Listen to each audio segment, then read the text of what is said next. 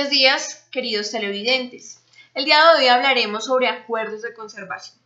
En este caso del 008, sobre los requisitos que deben cumplir los terceros para poder contratar con el Estado y así preservar de una manera idónea los documentos. Primero nos da el parámetro de autorización de contratar con personas naturales o jurídicas los servicios de depósito, custodia, organización y conservación de documentos archivísticos, pero también deben contar con ciertos requisitos para poder cumplir esta función. Uno es que cuenten con la experiencia para desarrollar la actividad, servicio para el cual van a ser contratados mediante certificaciones de prestación efectiva del servicio que están ofreciendo. Deberán acreditar también, además, una idoneidad que cuente su planta con un personal profesional en archivística y que sean capacitados, como lo dice la Ley 1409 del 2010. Deben adoptar un sistema integrado de conservación conforme a lo estipulado en el artículo 46 de la Ley 594, la ley que habla del archivo. También en este caso debemos mirar las condiciones en donde va a estar el archivo, el terreno, los riesgos de humedad, las ubicaciones que estén lejos de industrias contaminantes o de situaciones terroristas que se puedan llegar a presentar.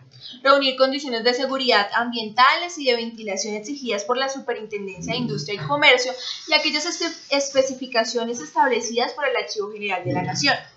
Deberá cumplir con características de sismo resistencia aprobada por normas técnicas colombianas o en su defecto por organismos internacionales. Teniendo en cuenta lo anterior, también las pinturas utilizadas deben ser ignífugas. Deben estar las paredes, las puertas, todo con esta clase de protección. Y también los depósitos y almacenamiento de los documentos deben garantizar la seguridad adecuada para la manipulación de la documentación. Los laboratorios de conservación y restauración deben tener aislamiento apropiado para evitar que los agentes microbiológicos puedan contaminar las demás áreas y poner en riesgo la salud del personal que trabaja en otras dependencias. Para documentos de conservación histórica, se deben tener de pronto unos cuidados más específicos, que lo son el cartón libre de ácido o neutro. Para documentos de conservación temporal se podrá utilizar materiales que permitan la adecuada protección de los documentos durante el tiempo que van a estar en conservación. Para los documentos en formato análogo, como son las cintas fotográficas o otros como videos, pueden almacenarse en cajas de pH neutro. Los materiales plásticos que se lleguen a utilizar deberán ser químicamente estables, no desprender vapores nocivos, ser permeables al vapor del agua. Esto se podría emplear siempre que se garanticen las condiciones ambientales de humedad relativa dentro de los rangos y las respectivas estanterías diseñadas de acuerdo al formato y con las especificaciones requeridas para garantizar una prevención.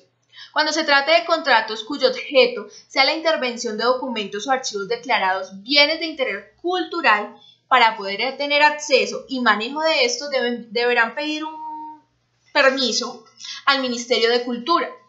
Este ministerio nos dará las directrices de cómo hacerlo, pero también seguirán bajo las leyes del Archivo General de la Nación.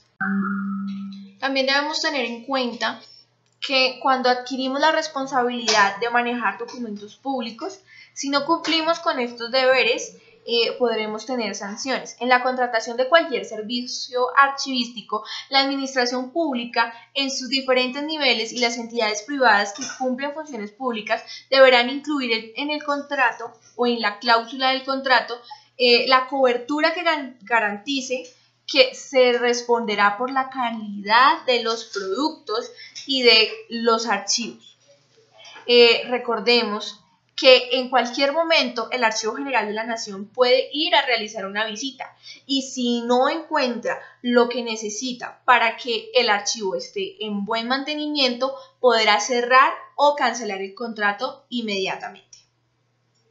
Entonces, para finalizar, podemos decir que debemos tener separado cada una de las dependencias de nuestros archivos, tanto los que estén en laboratorio, tanto los que sean históricos, tanto los que estén en uso en ese mismo instante. Estas son de pronto las bases principales para manejar un archivo. el acuerdo 008 nos explica detalladamente este paso a paso o este proceso para la conservación de los documentos. Ahora seguiremos con el artículo 049.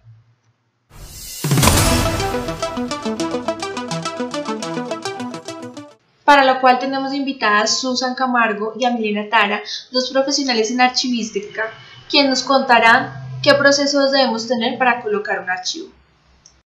Buenas tardes, Mayra. Como nos habla el Acuerdo 049 del 2000 sobre la conservación de los documentos, en este primer artículo nos normatiza cómo deben ser las condiciones de los edificios o locales destinados a los archivos. En este artículo, estos lugares deben cumplir con las condiciones de almacenamiento en cuanto a seguridad, mantenimiento y medioambiental para así garantizar la conservación de los acervos documentales.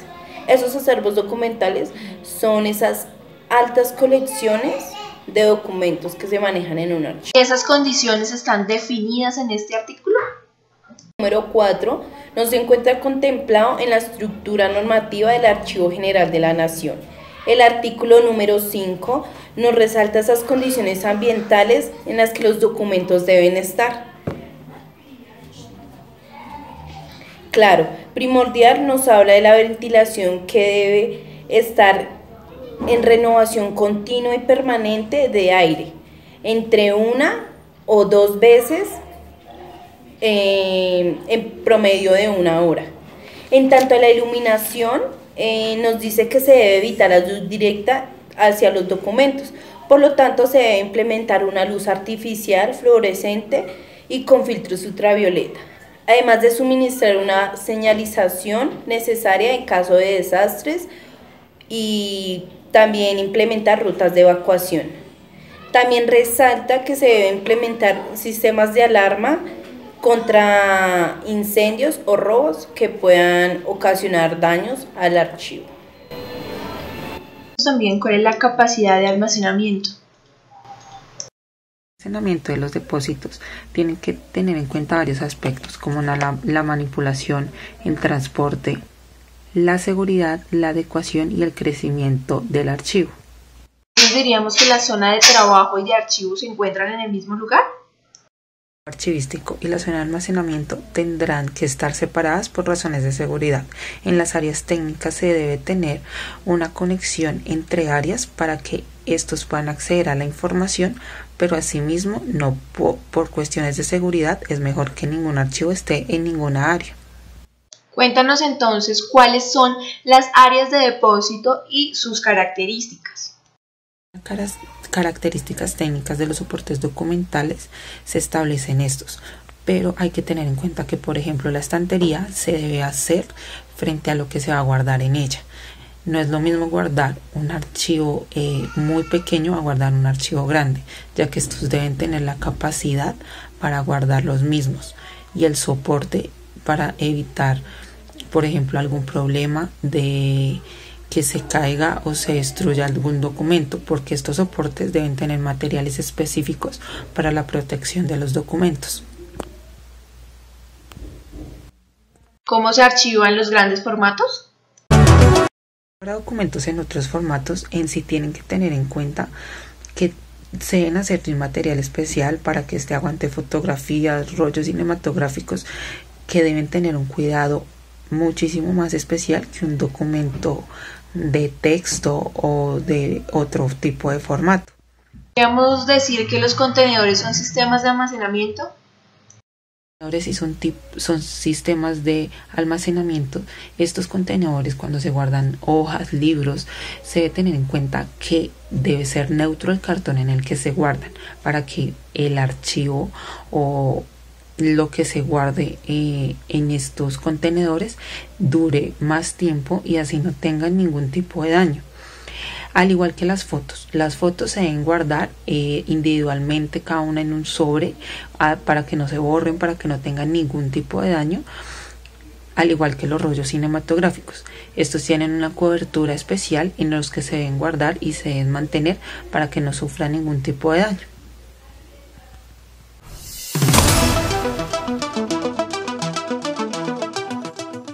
de terminar este importante acuerdo, nos vamos con el acuerdo 048 del 2000, donde nos hablarán dos expertos en archivística también, Jefferson Rincón y Diego Maldonado. Bienvenidos a nuestro programa y cuéntenos de nuestro acuerdo. Buenas noches, bienvenidos al Acuerdo 48 del 2000, el cual se trata de las medidas preventivas y correctivas para la conservación y la reconstrucción que se deben tener en cuenta para conservar un documento en buen estado. Bueno, en el artículo 1 veremos la intervención. Estos son los procedimientos de conservación y restauración que vive el documento desde su creación y que debemos tener en cuenta dos criterios muy importantes. Bueno, el primero de estos criterios es la unidad del objeto documental, donde vemos qué valores posee y adquirió el documento, es decir, sus características, su información y su forma en que fue elaborado, independientemente de cuál sea el soporte. El documento posee el valor desde su lugar de origen, es la unidad de la cual hace parte, ya que puede tener varios tipos de documentos en donde se hagan técnicas diferentes de conservación y por eso el procedimiento de conservación siempre tiene que ser por grupos documentales y no de forma individual. El segundo criterio es la unidad de la imagen gráfica, es la forma como va la estructura del documento, es decir, que las imágenes y la información forman un conjunto y dan a la unidad de la imagen gráfica la manera de cómo va este constituido. Quiere decir que la imagen y la información nunca pueden estar, pueden ponerse en primer lugar uno que el otro, porque los dos son un conjunto y por eso se llama la unidad de la imagen gráfica. Bueno, en el artículo 2 habla sobre los procesos de intervención que se tienen en cuenta para la intervención de los documentos. En estos vemos la tecnología, los materiales y los procesos de elaboración que sufrió el documento desde su primera etapa. Para esto necesitamos conocer por eso la historia del documento, ya que esto nos permite utilizar las herramientas y los medios necesarios correctos dependiendo de las técnicas de elaboración de los documentos, ya que podemos manejar manuscritos, impresos, fotográficos, micrográficos, imágenes análogas y digitales. Por todo esto aplica la conservación de los tratamientos de la conservación de cada uno, individual, pero siempre recordemos que deben tenerse en cuenta grupalmente.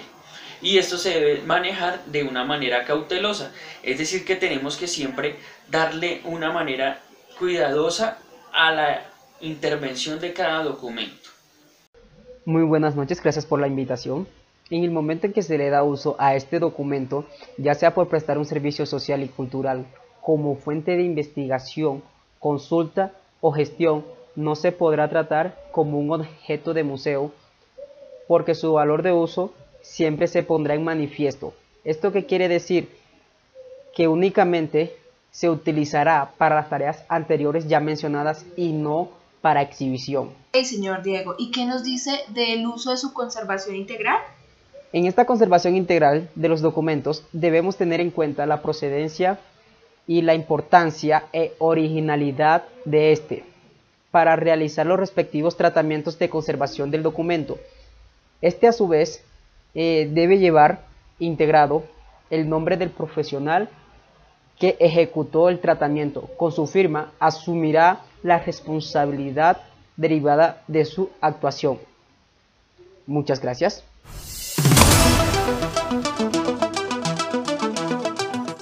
Bueno, doctora Tatiana, ¿y qué se hace necesario para reglamentar los aspectos relacionados con la prevención? Buenas tardes, Mayra. Muchas gracias por tu invitación. El día de hoy vamos a hablar del artículo 50 del año 2000, considerando que el artículo segundo de la Ley 80 de 1989 señala las funciones del Archivo General de la Nación en su literal perspectiva, fija las políticas, expandir los reglamentos necesarios para la organización documental y la conservación adecuada del patrimonio documental. En esto, digamos, los planes y los programas sobre la materia de la Junta Directiva, que en el artículo 8 del 1777 establece las funciones de la Junta Directiva del Archivo General de la Nación. En virtud del decreto, entonces dispone a adoptar y evaluar periódicamente la política archivística a nivel nacional.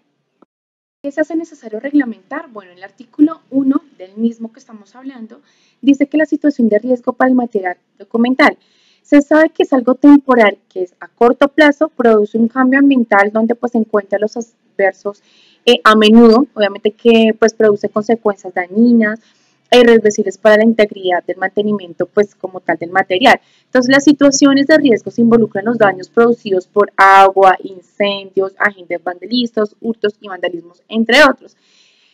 En sí, pues el primer artículo habla sobre los desastres que se clasifican, ya sea fenómenos naturales o como nosotros como el hombre pues los ocasionamos.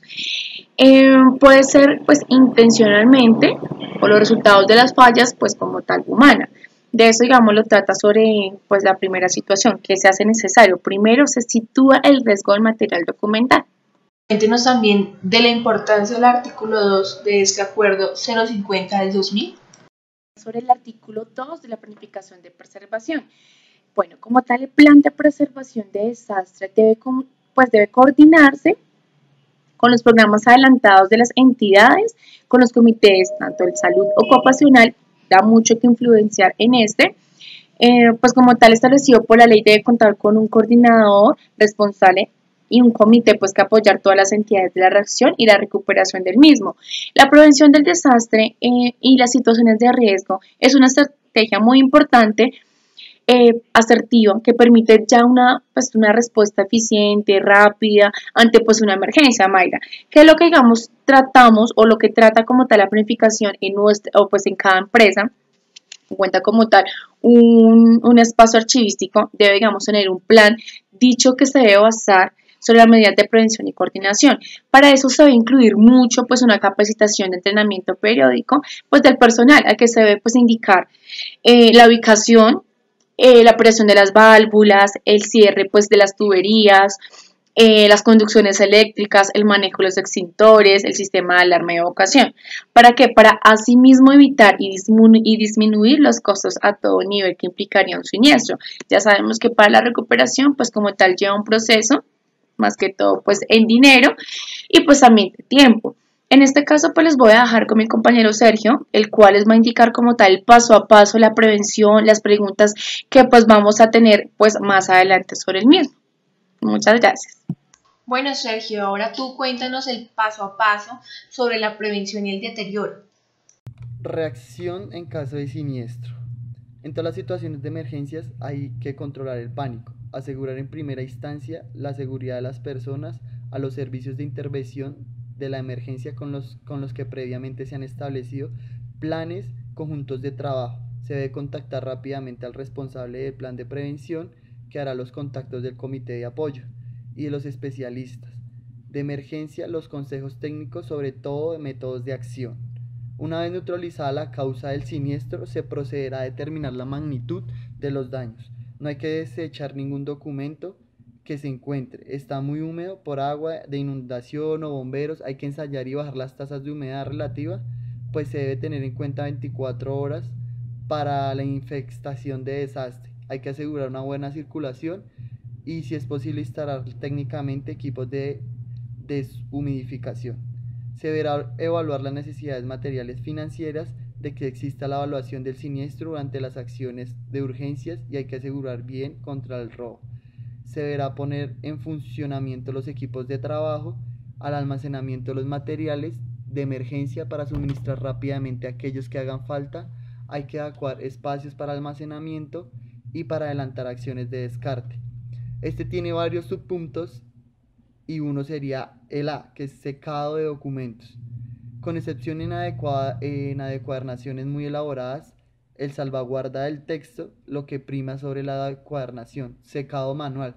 Con cuidadamente cogemos el dispositivo para exponerlo abiertamente sobre hojas de papel que absorbente y cambiarán regularmente la evaporación del ventilador para proceder a un secado de una hoja. Esta operación lenta pero muy económica y eficaz.